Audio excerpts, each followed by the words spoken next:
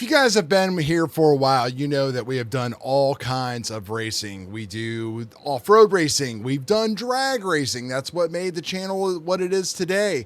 And the past couple of years, we have dove heavily into oval racing. Now, we did a ton and still do oval racing with the Tamiya TT02, which is like right up there, you know, somewhere. And it's great. If you have a TT02 and you have a local carpet track that runs oval, I highly suggest you do that. But there's a lot more to oval than TT02. So let's talk about it now. My name is Chad. This is the Dorky N40 RC channel. We're going to talk about some oval racing today. What I have here in my hand is my 2025 OvalWorks Resurgent. This is my 25.5 just stock pan car. You know, these cars are made to only turn left. It is basically what oval racing is all about. And oval racing, all racing is challenging. Like it all like works together. You know, I became a better off-road racer from racing more on-road, and I became a better on-road racer from doing more off-road. And oval is the same thing. You learn about car setup, you learn how to like drive, you learn connection with your car, all of that kind of stuff. But, you know, a lot of people talk about how oval is either growing or shrinking or whatever. I know here in this like Ohio Midwest area that oval numbers the past winter have been huge. Every event that I have went to has broken attendance records, and the bar was consistently set higher. Now, I've also heard that in some areas of the country, it's died off and it's not what it used to be. There's big oval events that happen a couple times a year down in the snowbirds in Florida and some other ones, to name a few. But I think a lot of people shy away from oval because they think, oh my God, it's expensive and everything else about it is just super crazy. But that is not true. And by the way, if you like what we're doing here on the channel and you want to support us, we do have channel memberships. You can click the little join button down below. Join for $1 a month to help do whatever here with the channel, help feed the dog, or if you just like what I am all about. Appreciate all of you channel members. Now, I think one thing that people have is a misconception about oval is the cost.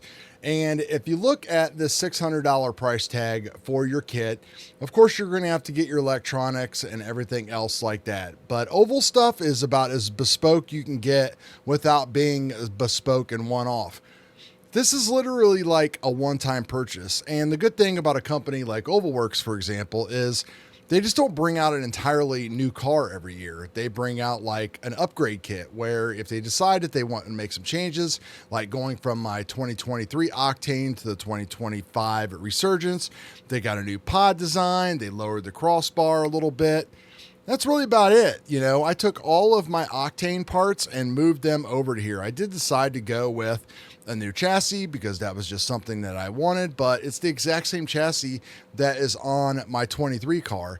So a lot of people get freaked out maybe about the tire game and everything else like that. Well, if you're running foam tires, rubber tire classes are actually becoming even more popular to cut down on the cost of oval racing. But if you're not like wanting to be super competitive and go to like all of these high-end racing events, you're not going to have to worry about like running your tires anyway. I cut my foam tires down really, really small, like 2.03, 2.04 inches. If you look at the front wheel, there's not a whole lot left right there. But I will run these tires until I think that I need new ones. And of course, throwing on new tires is always going to make your car faster for some reason, no matter how much you take care of your tires or anything else.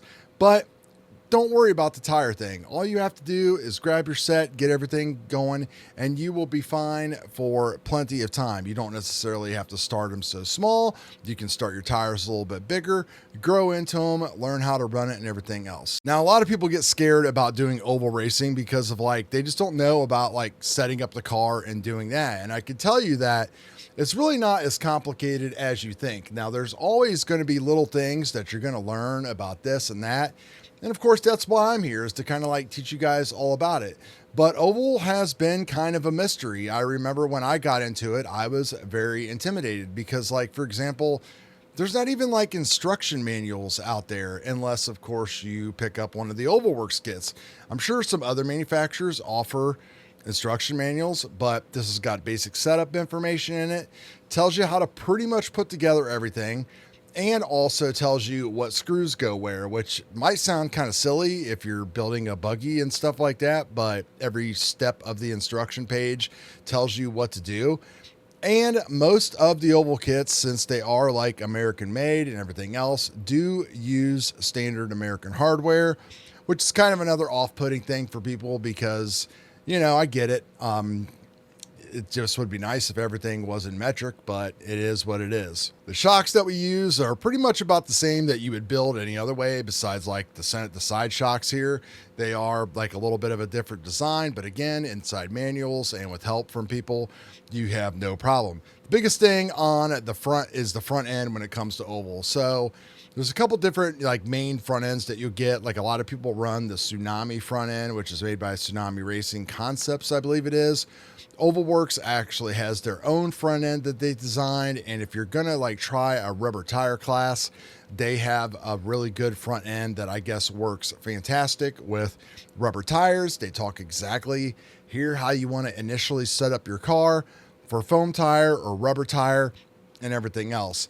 And, you know, it really stinks that I think because this is such an American thing of like turning left, obviously why the Losi NASCAR was so popular. The problem with the Losi NASCAR is like, I didn't see any Losi NASCAR people jump up to do other things. Maybe it was because they didn't want to spend any money or they wouldn't want to do this.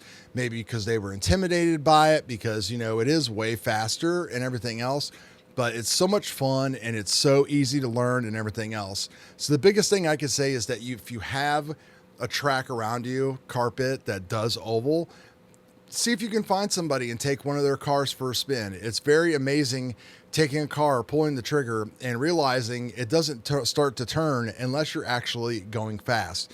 But then just getting down that timing, and when you start like freaking clicking that wheel and nailing off lap by lap, it's a very, very, very satisfying feeling. So we'll have plenty of oval content coming up because we kind of got a lot of it going on right now over the next couple of weeks and some buggy content going on. We finally got an amazing setup on the B7 that I think everybody should try, especially if you're just an average type of racer. And if you're looking for something that's really just easy to drive, awesome, I think that we could talk about that and we got you covered. So yeah, if you have any questions about getting into oval racing at all, please don't hesitate to ask. Again, thanks for all the YouTube memberships and anybody else that wants to become a member. We definitely appreciate it.